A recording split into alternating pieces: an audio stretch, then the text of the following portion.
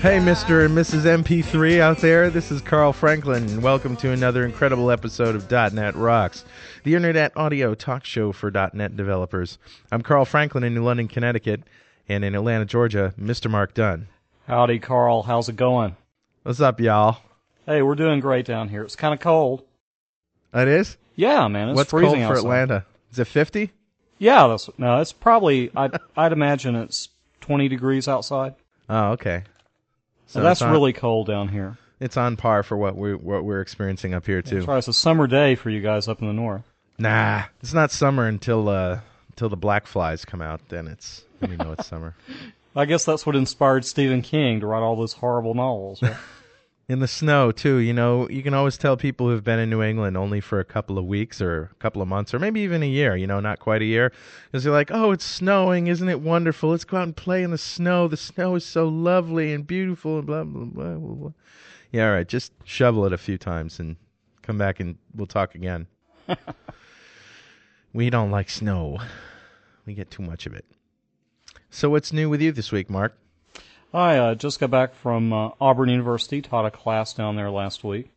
So that was really a lot of fun. Now, that's not Auburn, Maine, which I would normally think of as Auburn. Where is Auburn? Auburn is down in Opelika, Alabama, and they have a Center for Advanced Technology that's just south of there, between Opelika and Montgomery. Uh-huh. And I was down at the Center for Advanced Technology. How'd you land that gig?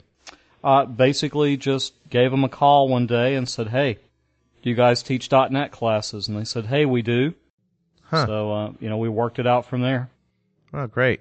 And you emailed me a couple of comments. How many people did you have in your class? Had 6 people in that class. Give us some of the comments you got on your evals. Well, I'd have to dig them out, but they were good. They were incredible. Somebody said it was the best. You were the best teacher they ever had anywhere, anytime. Right. I paid him $50, and he wrote a good eval. That's good. What were some of the? Someday, Mark. The listeners don't know this, but Mark, he's collected some stories about training, stories about working with training brokers and companies and customers and funny stuff that's going on. Someday you're going to share that with us, right, Mark? Right. One day we're going to have a show just about training. Right. And we'll dig into all those stories. Some are very, very funny. Very funny. And consistent, too, I might add. Yes, that's right. I mean, it's like the same story plays out over and over again. Well, anyway, some very interesting things happening this week in .NET land. The regional directors and some other people got a memo from Microsoft that we are now not to refer to the .NET framework as the .NET framework. We are to refer to it as the Microsoft Windows .NET framework. That's right, Carl. I got that memo 4 hours. It was said it was confidential. I got it at 8 o'clock the night before I was released to talk about it. Well, mail servers. Yeah, I guess that's right. So I went into my class the next day and said, hey, I can now talk about this. I've been holding on to it for, 4 hours. Yeah. They're really not trying to make a big deal out of it, and it is a subtle change. But I think what Microsoft is trying to do is combat the effects of .NET confusion, sort of like hi-fi was in the 70s. Well, my watch is hi-fi and my suspenders are hi-fi, and so .NET, ooh, what is that? So they're trying to clear up some confusion around what .NET is and what it's not. And we're not to refer to the entire thing as simply as .NET anymore. Also, the .NET Compact Framework is now the Microsoft Windows .NET Compact Framework. And then in subsequent references, you can just say the Compact Framework. So we, on the RD list, had some strong opinions about this. As you know, we're very sensitive and apologetic for Microsoft to our customers for sort of not getting the marketing message right, and some of us feel that this is going to further confuse things. But we'll see. They, as we were told, they spent a lot of time and thought and effort went into this, and they think it's going to help clear up the confusion. So I hope so. Hope it does. Right. I mean, I just don't understand marketing. To me, it's all code. Right. I just want to get a good development tool and write some code. And I'm Me too. happy. So our guest tonight, well, that wasn't a very good segue, was it? I like to write code. So let's talk. Speaking of code, let's bring on Michelle. That's right. It's ladies' night tonight. Well, hi, Did you bring Michelle. me a rose? This actually started. I started thinking about having you on a long time ago, actually. And I have a list. We have a list of people who we want to get on and who also want to get on, and we try to accommodate them. But when we were talking with Ken Getz before the taping of his show, he said, I got to hand it to you, Carl and Mark. You guys have cornered the market on middle-aged white males. And I looked through the roster and I said, well, damn, that's right. What are we going to do about that? So we sort of bumped you up the list a little bit so that we wouldn't look so chauvinistic that people would be not listening anymore. So aren't you glad that's why you're here? I really appreciate that, actually. As the token woman? So originally, I guess I had thought it was because you remembered you wrote the foreword to my book many, many years ago, but apparently we'd forgotten it. No, of course I remembered that. Now, which book was that? The book was Instant Visual Basic Animation, written in '96 for Rox Press, and actually I still am very, very proud of that book because I do believe that all of the underlying fundamentals of the book still apply today with the Win32 API, but unfortunately because Visual Basic is labeled as VB4, then 5, then 6, it certainly outdates the book itself. Well, I think it's an awesome book, and you're a brilliant writer, and I'd like to see you write more books, actually. I'd like to write more books, Carl. I I'm hope working you do. on that. And between the actually, publishers, I've been kind of playing tag with a few publishers in the last year, and usually because my schedule's so tight, I fear the commitment for those horrible deadlines. So I've been writing actually a book of my own without getting hooked up with a publisher yet. Yeah, that happened to me too on the last .NET internet book. I just, it was bad timing, very bad. And now that my schedule is cleared up a little bit and I've done some of the things I wanted to do in that time frame, I'm beginning to write it. Well, what is it like? They want a chapter every 2 days or something? Yeah, it wasn't that bad, but I was. No, I know. Still, you're under pressure. It's difficult to write. It's a challenge. Oh yeah, anybody can hammer out 50 pages a day. Oh sure. Yeah. Yeah, but will it be cohesive or will it be just blabber? Right. Well, let me introduce you, if you don't mind. This is Michele Leroux Bustamante, and I knew you when you were just Michele Leroux. Congratulations on your marriage. What was Thank it? you. 9 years ago now? Actually, no, about 4.5 years. Oh, good. Michele is an associate of iDesign Incorporated, which also Juval Lowy is part of that group as well? Yes, he's the principal and founder. Okay.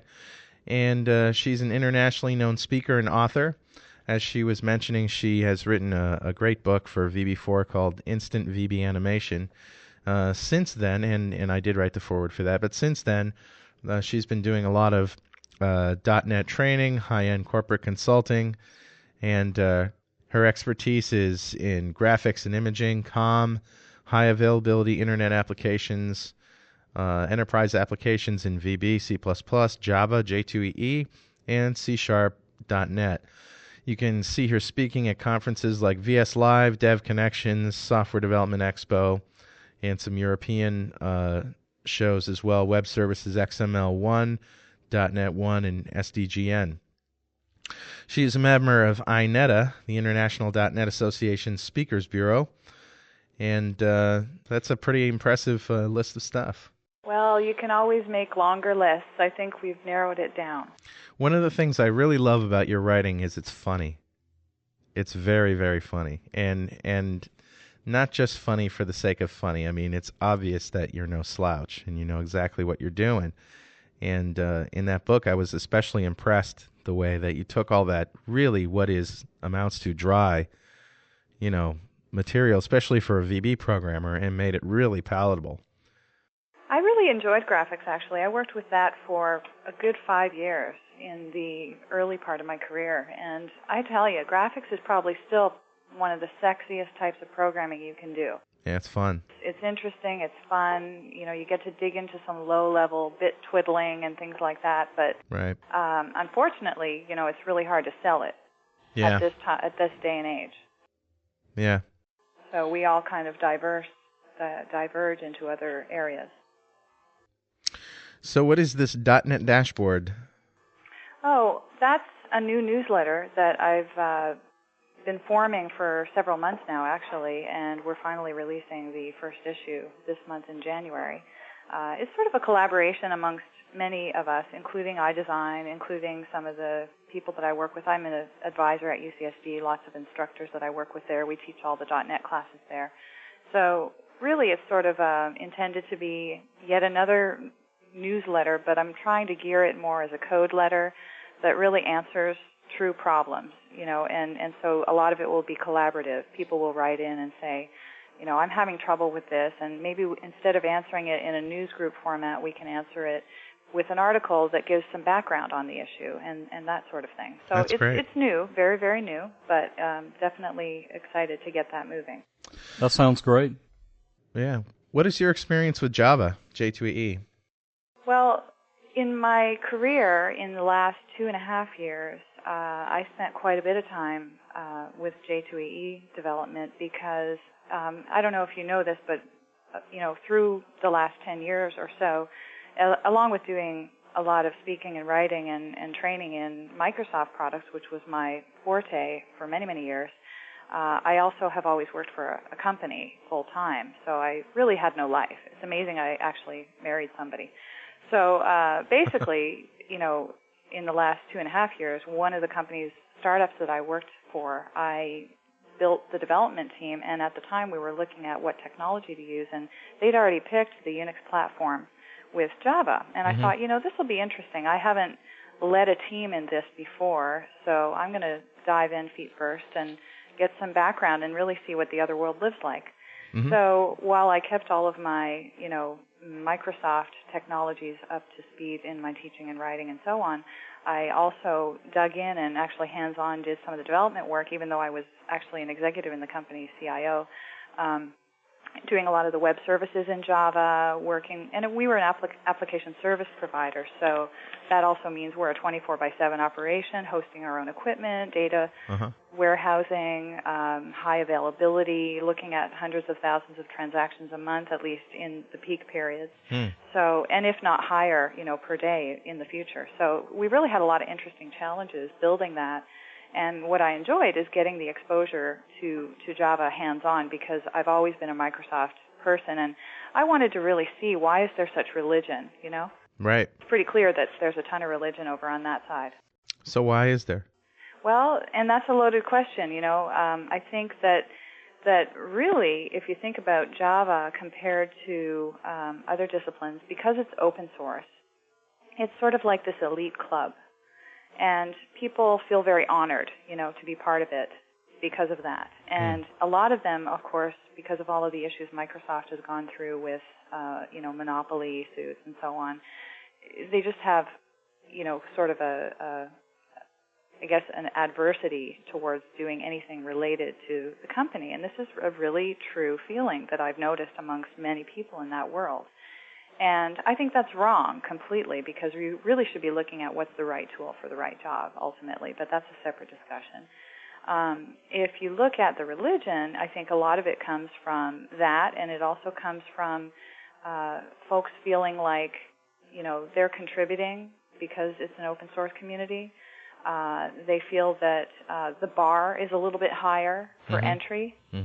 And we should talk about that too, because it is somewhat true that the bar has been raised for entry into the Java world. But why is that? It's because there's hardly any documentation. You have to go in, download your own, latest build for Apache or for the latest release of Axis, Right. or some other Java technology.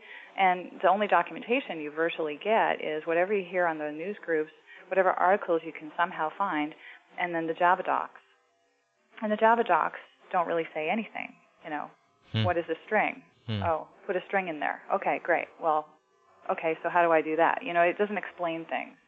So it's very interesting. I spent a lot of time in that world, and I felt like a seasoned developer, which I am, but I've also been used to the Microsoft environment where you go into the IDE, you're looking for a keyword, right there you can go find the answer to the question and figure it out.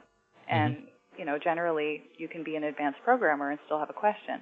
You go into the Java world, and literally you can spend days just getting your environment set up. Yeah. So it's incredible. What does that say about productivity, though? It says a lot about productivity or lack thereof, and I hate to go against, I guess, some of the thoughts of some of my very good friends who happen to be Java lovers, but the bottom line is, if I was a manager starting a company, I would not be looking at it.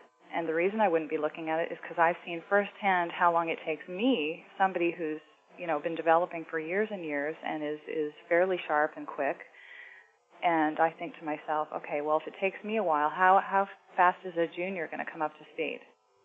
Right. And I'm not saying you can't, but it's just, why put that extra effort in when you can hit F1 and get the answer and worry about the real business issues, worry about the objects you need to design, worry about the architectural challenges? How would you compare the communities in terms of support? Forums or websites or how-tos, books, all that kind of stuff. There are a lot of Java community news groups. There's a lot of articles being written, but I just find it not as accessible. Yeah. So it's not so much that there isn't the community, but there's also a bit of a snobbery, too. If you listen or look on the news groups, you're going to see newbies coming in, and they'll say, I have a newbie question, and they'll throw in some, how do I set up Access? I'm having a problem with RealPath or something like that. And the attitude that comes back sometimes is a little bit sort of, haven't you been reading? Right. Haven't you read the news group already? So there's a bit of a barrier there. They expect you to be advanced walking in the door, and that's okay, but I think that what that does is it removes the likelihood that somebody first starting out can get up to speed quickly. That's right. It reminds me of some other communities I've seen on the net that are small because of that. I mean, it's only human nature, I think, that when you become sort of master of your domain, so to speak, that you want to stay on top for a long time, and you don't, you know what I'm saying? So by empowering those people around you, you're sort of writing your own death sentence. And I don't mean to say that, this is necessarily a good way to think. I'm just saying that it's sort of human nature. Well, yeah, that's reality. That is the way people are going to think. Yeah, I agree. I think that you can expect some of that. But the other thing in the Java community and it's not just Java, you have to really kind of pair that up with Unix as well.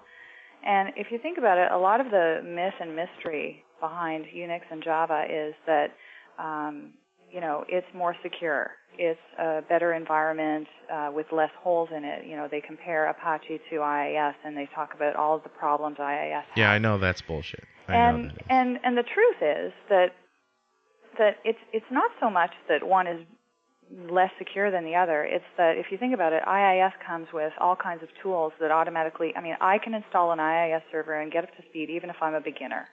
Right. I can get a static IP at my home. I can install Windows Server, put IIS on there, and drop the .NET framework and an ASPX page, and I've got a website. Is it secure? Well, maybe not, because I haven't learned yet how to secure my web server. But you have to spend the time. But the problem is the tools in Microsoft make it so easy for you to just set it up and get it going that the defaults are sort of putting you in danger. Right. And they're changing that, actually, with the latest release of Windows.NET Server. They're going to change so that IIS defaults to not being installed and things like that, so that you can't suddenly find yourself in trouble. The other thing to remember, too, is that IIS is under much more of a microscope than, because it's the dominant platform, more people use it than Unix is. And, the old Carl and Gary's homepage? Mm-hmm. Well, Gary Wisniewski is a Unix guy now completely. But he was both Windows and Unix. Mm-hmm. And, we got hacked, and he's an expert. And he set up a web page, the web page for us, and the website got hacked. It's an Apache website, and it was a method that made him say, that's pretty clever. Just because, and nobody heard anything about it. Nobody ever heard anything about the problems with Apache or whatever, that it's an insecure environment because, somebody found a weakness and exploited it. And also the open source community will protect that. Yeah. But, I think even another way to look at this is the simplicity. Okay, the Unix operating system is a very lightweight system that's only job is to be an operating system. It doesn't have tools and fancy stuff installed that could provide holes, for example. Yeah. And the same goes for Apache as a web server. So in that, number one, you have to know more to be able to administer them because it is pretty terse. It's all command line work and so on. And not that anybody should be afraid of that, but it raises the barrier to entry. Right. So what happens automatically is folks that are, Unix admins think, well, I obviously know a lot more than an NT admin could ever know. But it's not so much the truth, because if you look at the higher end of the bar, maybe the low end barrier to entry is lower for, an NT admin. You could be fresh out of school and probably do some level of administration, but you won't be good yet. Right. But at the high end, the experts are at par in both worlds. Yeah. And so the difference is there's just a smaller range on the Unix side because it's terse and it's prohibitive for, new programmers to enter. Well, I remember when I first looked at Unix, I've never really done much with it, but it looked to me to be a big collection of little utilities that I had to access through the command line. And I just thought, I don't have time to learn what all these utilities do. And I was used to dealing with Windows. Right. And we get spoiled coming from the Windows environment, moving into an environment like that. So it's not so much that, I love the command line, for C#, for example. But for C++, I would have never used the command line. I would have always been in the IDE. I think once I escaped from DOS, I just felt like I was free and didn't want to go back. No more. It's productivity tools, too. I mean, what is really the bottom line for if you own a company? You have to think of the company as it's your money, right? And as soon as you look at it from that perspective, you have to think, okay, productivity is important. I got to ship product. Obviously, all of the basics, security, availability. So if we're talking about application service providers in our discussion today, you want high availability, you want security, you want to be able to scale quickly.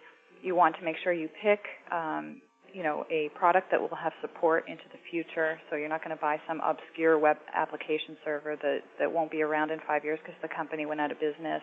And you want your developers to be productive. Well, if you look at, again, Java versus .NET, and I can say from firsthand experience, yes, they have IDE environments. There's JBuilder, there's Forte. And then, of course, when you take the J2E platform, you're plugging that into an application server. So you're looking at WebLogic or WebSphere from IBM. And you can't do integrated debugging and development, at least not without spending, I don't know how many hundreds and hundreds of hours figuring out how to do it, because it's not well documented how to do it. There's probably a handful of people out there that have figured that out. But in the world where I was working, nobody bothered. They just did print output statements to figure out where their bugs were. I mean, how efficient can that be? Right. And you go into .NET, and now we've got Server Explorer. We can go and take a look at, our databases, no matter what machine they're on, and connect through the network. We can go ahead and build our, ASP.NET applications, debug in PageScript and code behind, and so on. I mean, the list goes on and on. When I first saw the Visual Studio.NET environment, I thought, here's an environment that a real programmer designed that has to do work every day, because it's all about letting you do everything within one environment. Right.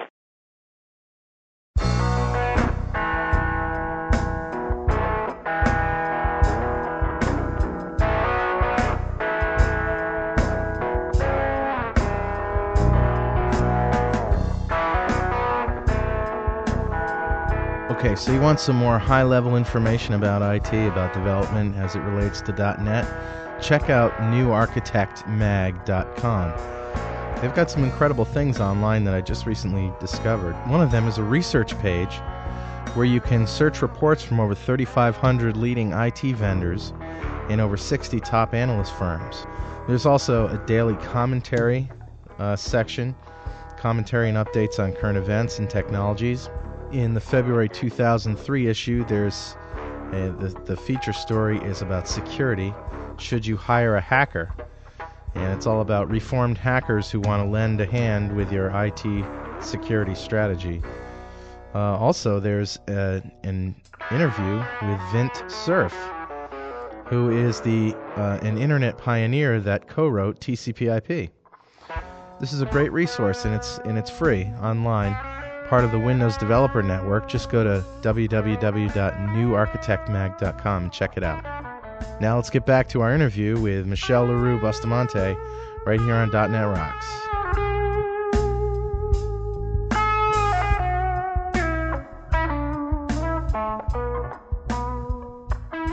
We've talked about your firsthand experience as a CIO of this company. Can you give us any numbers in terms of, we're talking about productivity, in terms of the scale in a grand sense of the word, what kind of project was this that you were working on, this Java project, and how long did it take? And did you try .NET, and do you have any comparable results, or what can you say about that? Well, I haven't done a comparable project personally with .NET, but just from talking with others who we're talking about then an application hosted by the company that has large data warehousing needs, possibly hundreds of thousands of transactions. You're going to have tiered architecture with your web server, your application server, and then your database server in the back, possibly disk arrays, that are managing, mirrored disks so that if one fails, you've got failover on the data. You've got failover between machines, so you've got redundancy at every level of the tier, and then possibly a complex architecture with, firewalls and virtual IPs behind that will help protect your system from hackers. So you get all of that put together, and a lot of it's hardware, right? Yeah. And then you've got the software that supports it. Well, we can compare two things, really. We can look at hardware from the Unix side and the Java world, and from the .NET Intel side, and we can talk about costs. Like, for example, how much does a Sun, enterprise server cost versus the new Unisys ES7000, which is the big, hot, new, system that's kind of putting both IBM and Sun to shame at the moment in terms of cost for value. For Unix it can machines. support up to 32 processors, and, the Sun equipment is anywhere from maybe the low end 3,000, which would be not something you would use at one of the main tiers. That would be sort of a load balancer or something. Mm-hmm. And then you'd have your, Sun E420 or E220, which is anywhere from $20,000 to $30,000. And maybe that's not including discounts, if you've got some special arrangement or leaseback programs. Uh-huh. But this is expensive equipment. You could spend $500,000 just getting the product started. Just the hardware? Just the hardware and firmware, So now some of the firmware is going to be used in the Windows world too. But let's think about that. Now I've got to duplicate that environment on development and QA. Yeah. Because if I'm going to really deploy to a 24/7 operation, then I need to know that QA mimics 100% production, right? Right. And I need to know that I'm not going to have problems if I need to, say, tear down one side of production to upgrade it, you don't want to take down all of production, right? Because then your service levels go to hell. Right. Because you need 99.9%. Right. Availability if any serious institution will look at you to use your service. That's less than 8 hours a month of downtime.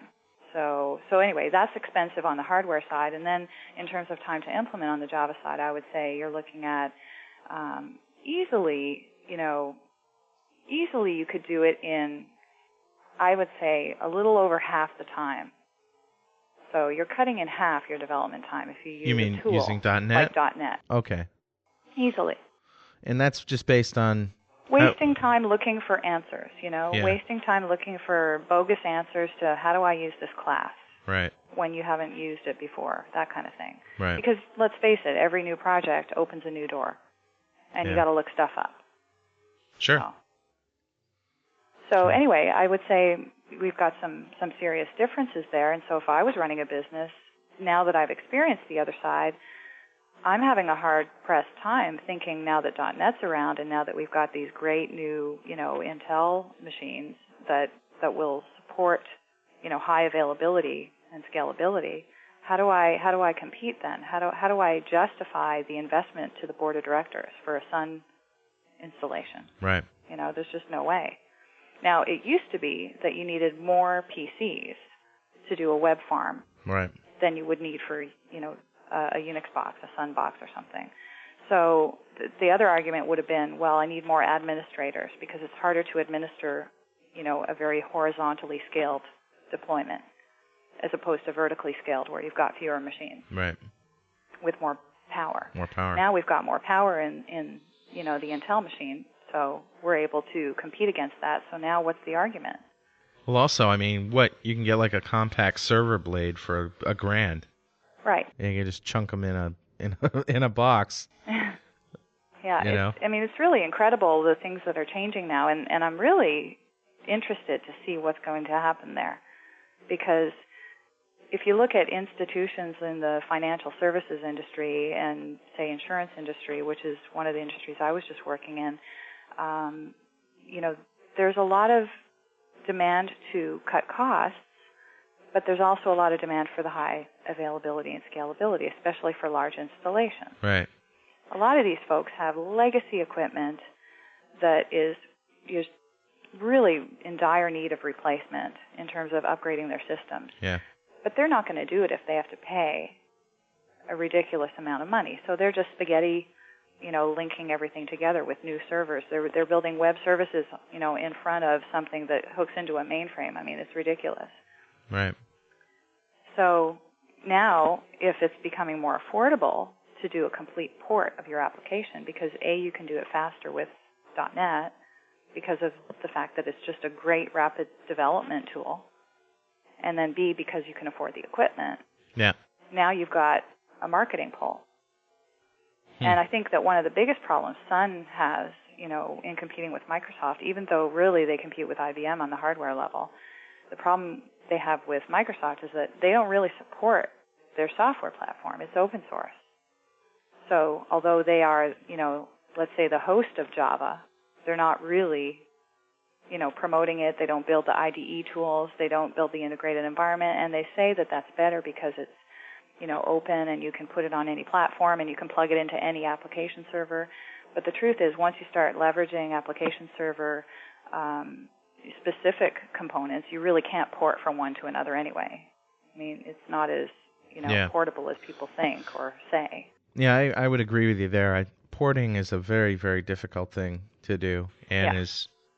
Because you're always going to use class libraries that are part of the application server environment that you're building it in, if it's WebLogic or WebSphere or Dynamo. And that was very painfully obvious in the fact that Java applets failed miserably. Well, but there are initiatives to port .NET, Mono, yes, Rotor that we've talked about. Yes. How do you think that's going to work? Do you think that'll be successful ultimately? Well, I really do think so. And in fact, if there's a recent surge right now with the Mono project in terms of people offering, their services. And I read this actually in an article recently, but I also met the CTO of Symbian, Miguel Diacasa. He's in Boston. And he's a very interesting guy and clearly really knows his stuff. He's had a long, stretch working with open source projects, and then he moved to this one. And what they're really doing is constructing .NET for Linux and Unix, which is going to even further make things interesting in terms of people moving to .NET, because even though Microsoft isn't directly involved with Symbian, there's sort of like a love-hate relationship probably there. They definitely want to help, but they're also not really looking forward to the competition on Unix, right? So right.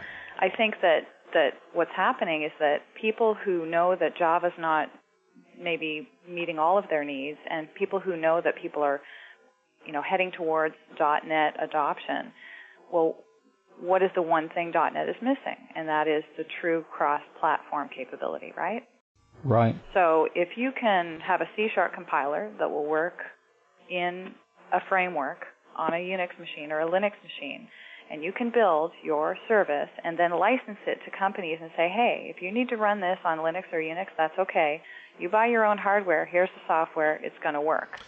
Chances are, though, if you think about it, what the current version that works on Windows will probably have far more features than the version that will work on it, its Unix counterpart. Just because I really doubt that the Rotor project, the Mono project, can keep up with Microsoft.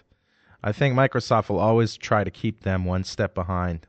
Sure. I'm sure that is probably going to happen as well. But let's just say for some projects, and there may be a handful out there that will end up maybe not leveraging all of the cool tools, and they'll follow more of the standards. So the ECMA standards for C# and the CLI for sure. Yeah.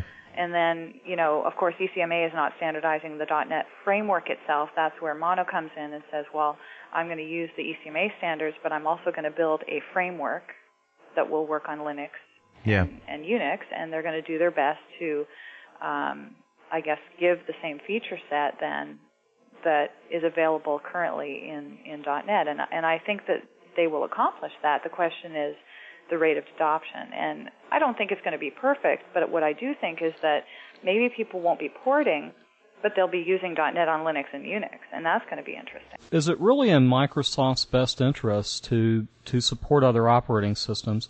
If we think about how they generate revenue for a moment, developer tools are probably not even a blip on the radar. They're really about selling the Office suite and selling operating system licenses. So, do you really think that they're going to give a lot of thought or effort to helping port .NET to another OS? No, they're not going to help. They'll help to whatever amount they're willing to keep friendly in the industry. And they don't have to help, but I think what's nice about this project is that they're doing it without the help, and they're proceeding regardless. Now, like I said, a situation where you can actually build a full, robust application in Microsoft.NET and then literally take your source and throw it into the Mono project and have it work, that level of perfection we've yet to see, because they haven't even released yet. They're talking about mid to late next year. So we'll have to see about that. But, I think that it's still going to be interesting times. I think that it's still going to increase the potential use for those that are open source lovers and have the religion that's in the Java world. Why wouldn't they go in and try this out? Why wouldn't they go in and look at C# for Linux just because they've heard so many good things? I've even got Java developers that formerly were religious who are now asking me questions about .NET. Me too. And I think that's fascinating. And here's another thing that's missing. If you think about it, when you're using J2EE installation, you typically need a robust application server to support that, whereas .NET is the whole package, right? And, I know there are some free tools that come, as Java downloads that are part of the open source community, but really you're going to buy WebLogic, you're going to buy WebSphere, you're going to buy Dynamo, Silverstream. There's a whole number that support J2EE. And the real drawback there is these things are expensive. Server licenses are $15,000 a pop. Client licenses, another $1,000 a pop. Right. Incredible amounts of money. Michelle, when I first met you, you were sitting in the lobby of some Hyatt or Marriott somewhere in a bar, typing your book on your laptop. I just remember that very distinctly, that here you are at VBits writing a book. And, and I remember the first time I ever saw you talk, and I thought you were quite funny. And that was when you were doing your intranet speech for Visual Basic programmers, which was unheard of at the time. That's right. And I think the thing that made me laugh the hardest was you got up there to do your demo, and you said, okay, I have this demo to show you. And it was almost like Stephen Wright style, very dry. I have this demo to show you, and it's going to work. And everyone just broke out into laughter. And then, of course, you did this weather demo or something where you actually, from your Visual Basic application, did a request and displayed the weather. Right. A satellite from photo. Satellite, yeah. Yeah. So that made a big splash. Yeah. But yeah, we were in the lobby. I was definitely working on my book because that was the whole, I need a chapter every 2 days or something. Right. Yeah, deadlines. I think I remember that V-bit. So there was a storm approaching That's that right. night. It was And in you could San see the Francisco. storm on the satellite image. And as it turned out, the storm came and blew out the power, and some people asked for their money back because the couple of sessions were canceled. Yes. Oh, my. Yeah. Are you from Canada? I am. From did Toronto, I say right? out or something? Yeah, no, you said out a couple of times, out and about, and I sort of remember you. Did you call Carl a hoser at some point? I don't remember. In fact, you know what? That's why when we were talking with, when I met you, when Stephen Cramp was there, he's from Toronto. Yeah, he is. And I think that's how we sort of started talking. I think you're right. How it came up. I must have said out. But I've been in San Diego for 11 years. I came here, drove across the country on a whim and a TN visa. So every time you go home for Christmas and stuff, your parents' house, you say, like, hey, give me some fruitcake, eh? Well, they say that, and then I say, because I'm in California, right? Right. Yeah. Actually, when I first moved here, I think the funniest thing to me was, I moved across the country. I got a job over the phone by sending my resume in a fax, and I literally had not met anybody. So I drove across the country with my U-Haul behind my Jeep in 5 days to start this job, and everybody in my family said, you are absolutely crazy. What are you doing? Mm-hmm. So I go to my job, and I'm very gracious, thank you for this, thank you for that. Oh, here's my office, thank you very much. And then every time I said thank you to somebody, they'd go, uh-huh. And I thought, how rude. These people do not like me one iota. And I went home devastated a couple days in a row. I'm thinking, these people are... Because they didn't so say you're rude. welcome. They said, uh-huh. It took me a couple of days to figure out this is how people here, anyway, Right. Respond to a thank you. Uh-huh. And I was wondering, what's worse, saying A at the end of every sentence or going uh-huh when somebody says thank you? They say it a little differently in New England. It's usually something like blow it out your ass or something like that. Yeah, that's right. I was just thinking, you should be glad you didn't go to work in New York. Oh, right. yeah. Same to you, buddy. Yeah. Yeah, it was quite funny. Yeah. Yeah, good job, though. That was when I started getting into graphics. That was a great, great company to work with. So. Awesome. Michelle, we mentioned earlier that you had been involved in management and leading a team. Mm-hmm. That's something I kind of wanted to talk about tonight. Tell us, a little bit about how you put a team together, what really drives you to select particular skills, mm-hmm. and what are some of the challenges in being a project leader, a team leader? Well, first I would probably start by saying probably the best way to start and build a great team is if you do it from scratch. Because one of the hardest things to do is to go into a company as an executive or a manager who needs to take charge of a team that's already in place. Because there's usually, some resistance to the change in management and so on. But ultimately that comes down to people's personalities. And I think that when you interview people, one of the important things is not just to look at their skill set, but also really kind of get a sense for their reliability and likability as people. Because you can end up with disastrous results if you hire people just for their skills, but you have a couple of prima donnas over here and, a couple of great, programmers over here, but maybe they need some things they need to learn, that kind of thing. They're not going to get the support they need if people are just plain not nice. And Right. It really comes down to personality. I think it's very important to pick people that are fundamentally good. It just makes a world of difference in how smooth the development cycle can go. So did you ever have any developers like drop a mouse down your shirt or something, practical No, jokes? actually not quite that. No. Ever do, crazy glue your chair to the floor, things like that? No. I had them put some cartoon snippets in my office a few times, something about swearing. I think I was swearing a lot at the time. Oh. My career's sort of been mostly hands-on technical throughout, and really that's 100% my skill set. But somehow I always ended up gravitating, because I'm a little bit meticulous, I don't want to say anal, into the management roles everywhere I've worked, and then of course over time into the executive level, and it's been fun, but I always end up getting sort of the shakes after a while because I got to write code. So I literally, in my last position as a CIO, went back in the last year of my time there, before I went out independent this year. I started writing code again. I said, I think I really should write the web services for Java because it's important. So I did that, and it was very good for me. But anyway, coming back to your question, I think, obviously the skill sets are important, but as you're interviewing people, sometimes you need to know what you don't know too.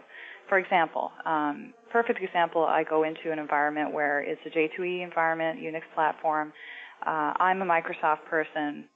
I don't necessarily know how to interview for a Unix admin. How do I do that? And that's where you have to use wise choices in terms of maybe hiring consultants. I mean, how do you make sure that you make good choices?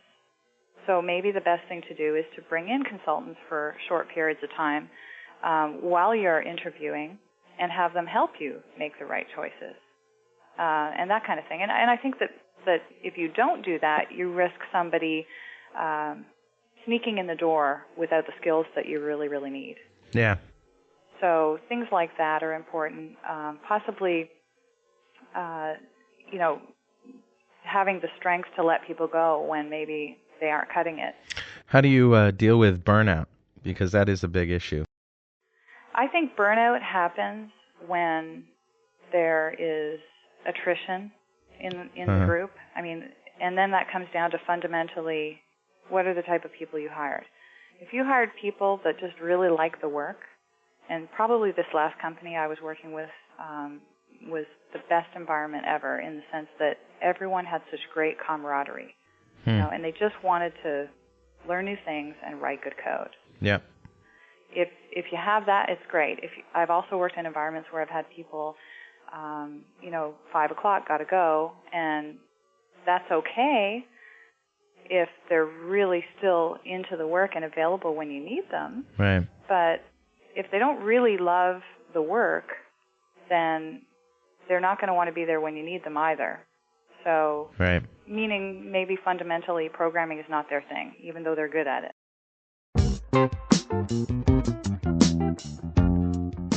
Hi, this is Al Gore. Are you a VB programmer who's looking to further their career by communing with other VB programmers? Well, then you need to check out vbcity.com.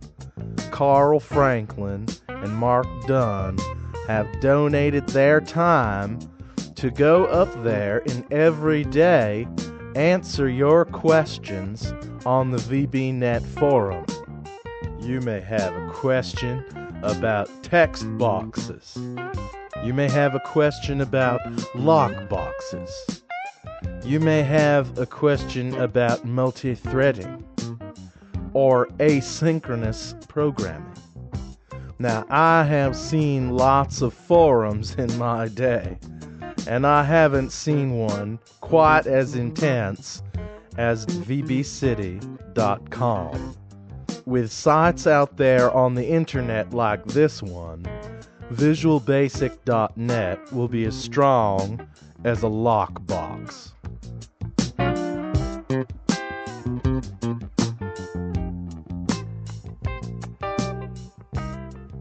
What would you say to, and this, I don't know what you're going to think of this question, but what would you say to young people in college, particularly women, about getting into programming? It seems like it's a very male-dominated field. Oh, absolutely. And obviously there are some terrific female programmers and IT people, lots of them actually. What would you say to those people who are thinking to themselves, should I get into programming right now? Should I not? What's the economy going to be like 10 years from now? Are programmers still needed? There's a lot of them out of work, obviously. What do you think? I think every job you take, whether it be in software, whether it be in medicine, whether it be, who knows, whatever, accounting, finance, that kind of thing, every job you take has a lot of work involved because you have to become a domain expert. Right. And I think that if you have an affinity for math or writing code, if it interests you, after you've taken, say, one class, Yeah. which is really what happened to me. I was an accounting finance major, and I took a computer class and said, wow, this is great.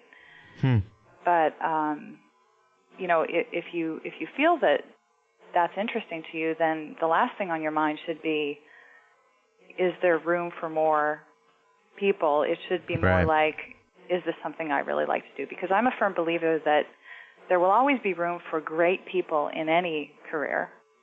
True. So if you are intent on being great, then you will put the time in because you love it and because you want to be great, if you're driven. And in terms of women, you know, I think that in the past it just really wasn't interesting to women. And I think that... was that because of the schlubs that were dominating the field? Well, I was going to say, you know, I don't want to be rude, but I would say first few jobs that I had, there was definitely, you know, a little bit of that... Your typical... you know, greasy-haired, raw hot dog eating, corn nut eating. Not the most pleasant people to be around. Okay, and no offense to anybody who, you know, happens to like those things, but, yeah. So anyway. Well, if they were greasy-haired, they had to be C++ You know, and the temper tantrums. Oh, my God. Like, I can't find the answer to this bug. Throw a book at the wall at the office. I mean, what's up with that? You know, I was an ex-bartender coming in, you know, I think, you know, fairly open-minded person with a diverse background. And I'm watching this guy with grease flying off his hair and a book throwing at the wall, and I'm thinking, what is going on? So, and I still stayed. It didn't frighten me off, but I'll tell you, it was interesting. I've got a whole bunch of literature just waiting to come out in a book one day. Yeah, it's case sensitivity in the language that drives one to throw a book at the wall. Oh, no, I think in his case, it was the temp variables that were global. Ooh. He didn't realize that you shouldn't do that, and he couldn't find which temp variable. He blew a head gasket, eh? Yeah, he blew a head gasket, exactly. So you got any just absolutely unbelievable stories that of anything that you've encountered? Gosh, picking one is going to be tough. You know how that goes. Well, I mean, I can tell you a funny one when you talk about women, because I'm like the farthest thing from a feminist. I'm very happy to be a woman in this industry, and I definitely know that I'm usually one of the only, if the only speaker when I go to a conference. But, you know, I'm proud of that, and I think that's great, and I think it's just a matter of, I think women in general, it's not that they're excluded, it's that there just have been less people interested, and I think that's growing, because even when I teach classes now, I see a higher number coming in. Yeah. But I get a real kick out of things like, I went to a European conference last November, and I walked into the speaker room, you know, and typically before a conference, because I'm so busy, you know, I'm still sort of preparing some of my last-minute details and so on. So I came into the speaker room right before the speaker meeting, you know, agenda meeting where we get introduced and so on, and I'd never met any of the other speakers, and I sat down in the room, and a couple of people are in there, and this one guy looks up at me and says, "So, is your husband speaking here?" And, you know, like I said, I don't, no, is your wife? I get a kick out of it more than anything, because who cares? You know, I know that maybe I don't necessarily fit the bill, but I just kind of looked at him and said, "Oh, well, actually, I am. I'm talking about reflection, security, blah, blah, blah." I went on the list, and he just said, "Oh, sorry." So that was pretty funny. That's funny. A lot of little things like that happen. It's unexpected, you know. We're just so used to seeing guys with greasy hair and hot dog breath. Well, but not so much anymore. I mean, I think that was so more in the beginning. You know, you've got... well, the speakers people... aren't like that, that's for sure. Yeah, no, because typically if you're going to be a presenter, you already know how to communicate with people. You know how to clean your fingernails and things like that. Right. Yeah, it's such an interesting group of people. You know, when I meet other speakers, I always really enjoy hearing their backgrounds and where they're coming from, because everybody comes from a different starting point. You know, how did you become a speaker? You know, like I think I approached Richard Shaw at one of the conferences in Irvine. I'd been writing for many years. Excuse me, that's Richard Haleshaw? Right, sorry. I do believe. Well, we're on a two-name level. Oh, okay. So anyway, I went to the VCDC, I think it was, up in Irvine, which is close to where I live, and I asked him if he needed any female speakers because I noticed there weren't any on the ballot. And basically, I'd been teaching and doing a lot of writing, and he invited me the next time. So he kind of gave me my start in speaking. I ended up going to Boston in I think it was '98 to the VCDC there. And it's been a lot of fun. I mean, you meet so many interesting people. This conference in November, was that .NET 1 by any chance? Did you see Nicholas Landry there? I certainly did. Was he with his superstar friend there? Oh, you're right, Sarah Khanna. Right. Sarah Khanna. Khanna. Yeah, he said, "I'll be back." And we all Actually, he was a lot of fun to speak with, too. He's the one in Montreal. Yeah. Yeah, and he went, I wasn't there when they met Sarah Khanna. Okay. But he told me all about it, yes. Yeah, he told us about it, too. In fact, there's some pictures on our website with him and Sarah. I saw that. Yeah. That's great. We're probably most proud of that. Out of all the shows, we got Sarah Connor on our lousy show, somehow. That was a joke, actually. We'll put some crickets in there. But, crickets?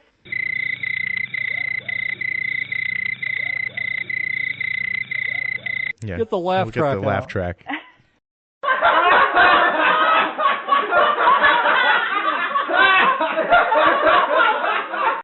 Actually, never mind. I won't tell that story. Oh, come on, please. No, come on. Please, come on. It's really not a programmer story. I don't care.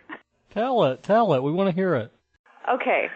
So in my, earlier programming days at this company, our CTO was really kind of more of a father figure to all of us. He really kind of took us under his wing and pushed us to be great. And he turned us into workaholics, But, I mean, at the end of the day, I thank him for that because that's probably where I got my start. Anyway, I'm sort of giving you a scenario here because I was new to San Diego, so I like I said, I backpacked it out here, behind all my stuff behind my Jeep, and I lived alone here, and I worked for this company, but I did a lot of work out of home because our office was very small. It was a startup company.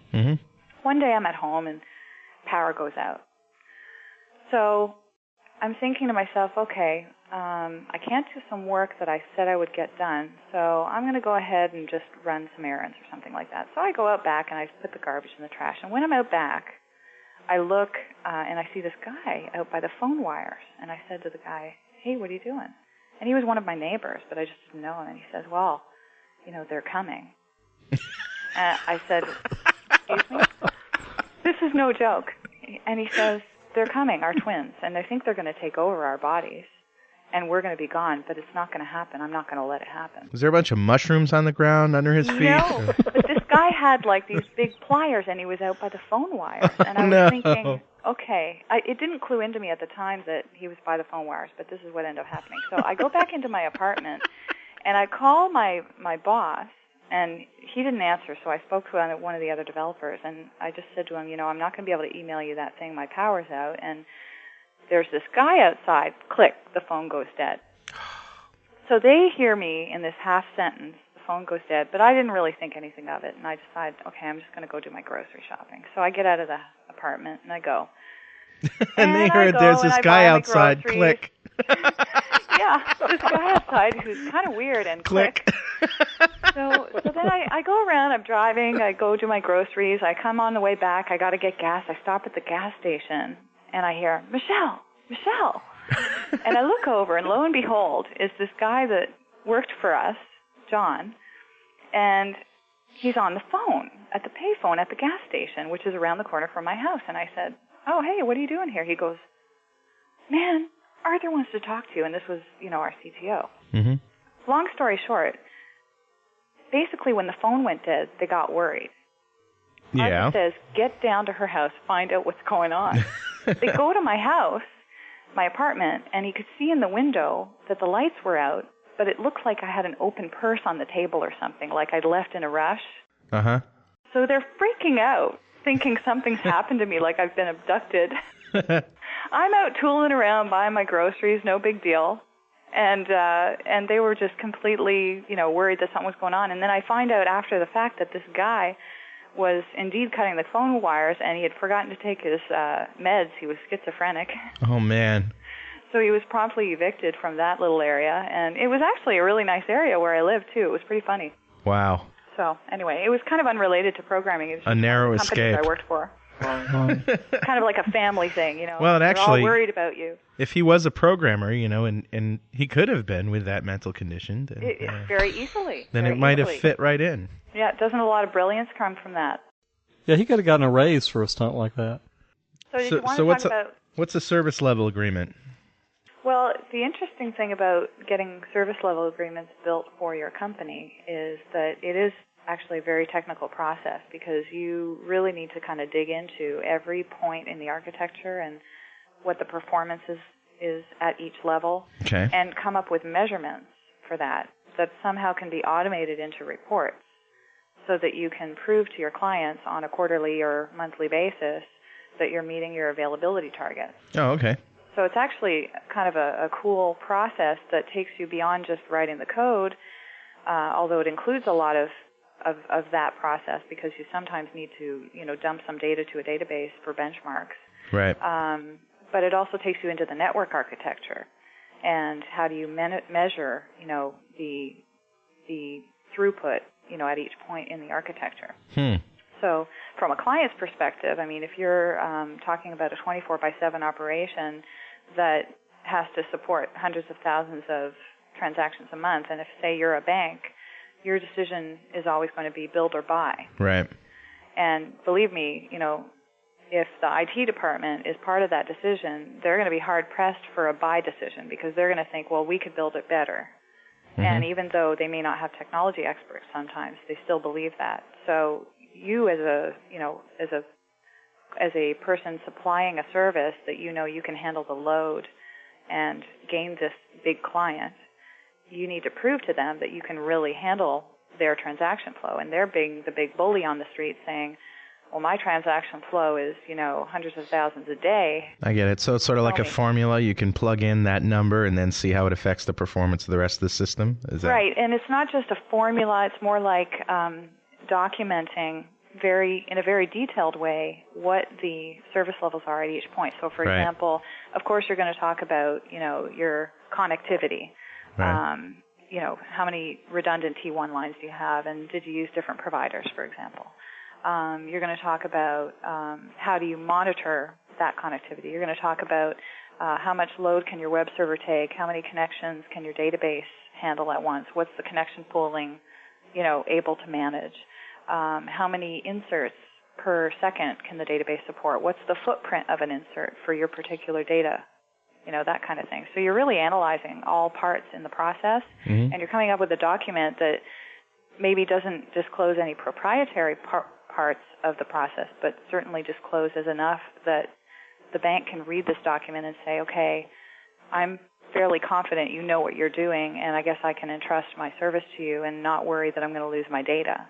Oh. So, Michelle, are there penalties involved if you don't meet that level of service? Yeah, they call it consequential loss, actually, and typically in the... It's a nice name for it. Yeah, typically in the service agreement, some entities will require that you put what will they get if you fail.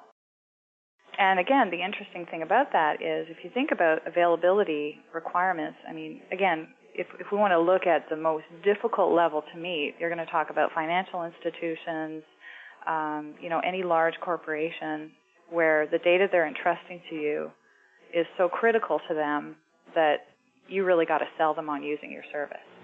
And that means you have to be between something like 99.9% and 100% availability, which means less than 8 hours a month can be downtime to meet anywhere close to that availability, and less than 1 hour a month, actually. Less than 8 would be for reasonable availability, like, say, 97%, 98%. And then if you look at that per year, then you're looking at, that times 12. Wow. And okay. If you look at a single upgrade deployment to your service, how do you deploy a new upgrade to the service without bringing the site down? Well, that comes down to network architecture, right? Because you could actually architect it so that you can bring half of the redundant site down, deploy it there, and then bring that up and bring down the other half. And No, you there. just copy the DLL over the old one. It comes right. Right. No DLL hell here. So, I mean, and that's another really nice thing about .NET, too, is that you don't have to reboot the application servers to Right. deploy new configuration files, whereas a lot of those J2EE services have special, property files and things like that do require a reboot for the components to be recognized. Yeah. Now, I think that's a lesser problem with the J2EE compliant ones, but still, there are certain things that cause a reboot requirement. And sometimes you're talking about, the need for anywhere between 4 and 8 hours to do a complex deployment that might be requiring some QA effort and so on. Right. So you end up having to prove your ability to meet those levels, and it becomes very important. So the client's perspective is, I'm the big bully, prove to me you can handle it, Mm-hmm. And your perspective is, I know I can handle it, but now I've got to document it. So you need somebody very technical to go through the process and kind of go through, here's all the site monitoring tools we use, like SiteScope or something that pings all the different URLs and tells me and pages me, when something goes wrong. And here's how quick I can fail over. If this machine goes down, the other machine takes over in this many seconds. And I've tested that. And you have to test it quarterly and show them that you do this on a regular basis. It's very process-oriented, and Right. It's actually kind of a pain. But if you do it, the exciting part about getting through this process, which we went through, is that you really learn a lot about, your application and where you might have problems to scale. So it's a good process to go through for anybody who's hosting. Where can somebody find out more about this stuff? This is the interesting thing. Service-level agreements are not really well documented. I do have, maybe a couple of links I can give you. Sure. That I've been to over time. Like, I think tcp.org has some benchmark information and a bit of a summary, but it's difficult to write a service-level agreement because it's really tailored to your application. Sure. And there was a time that I bought, I think, an $800 package, and literally all it was a bunch of lame documents that had virtually no information on writing a service-level agreement. I mean, that's how little information is out there. So, Everything's a scam, isn't it? What's that? Everything's a scam, isn't it? Oh, certainly. And the thing is this group was probably capitalizing on the fact that there's very little information out there. Right. So, but I've got a little article that'll probably go out in the newsletter in the next, probably not this month, but maybe next month. So, Great. Because while we were talking about this talk, it kind of gave me the idea, I should write an article about that. So, Got any good programmer jokes, Michelle? how do you drown a blonde? How? Put a mirror in the bottom of the swimming pool. Ugh. Yeah. Ugh. Lame. I have other jokes, but they're a little too rude. No, we have the power of the bleep, so go right ahead. So, no. Yeah, come on. Do it. Come on. Go. This is turning more into comedy hour rather than This is entertainment. Are you technology. kidding? We don't learn anything on this show. It's all entertainment. I'm just showing my diversity, right? So, I used to be a bartender, right? Right. Guy walks into a bar, and he's really had a rough day, and he says to the bartender, I really need a stiff drink. He says, how about a shot of tequila? That'll do you. He says, no.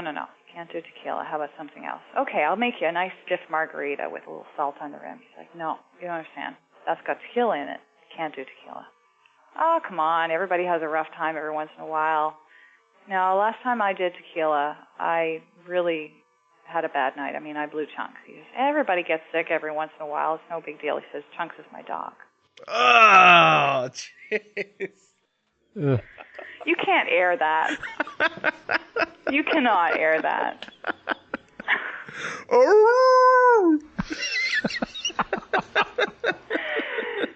Tell me you're not going to air that. No, we won't. Well, We'll save it for the blooper show. Michelle, listen, I want to thank you very much for coming on the show and telling Thank you us. for having me. It's been a pleasure talking to you. Yeah, it certainly has. It's I been heard good about the catching show up. after you had Duval from iDesign on here. Mm-hmm. And I knew you were doing it probably also from Dave McCarter, who you know. Yep. And yeah. So we ought to get Dave on, I was too. excited to hear from you. Yeah, you should get Dave. Oh, he's full of great thoughts. He's got a lot of great stories, I know, yeah, too. he does. Yep. Excellent. All right. Well, thanks a lot for stopping by. Yeah, thank you. I appreciate that. All right. We'll catch Talk you on to the you flip soon. side. Bye. So Bye-bye. what?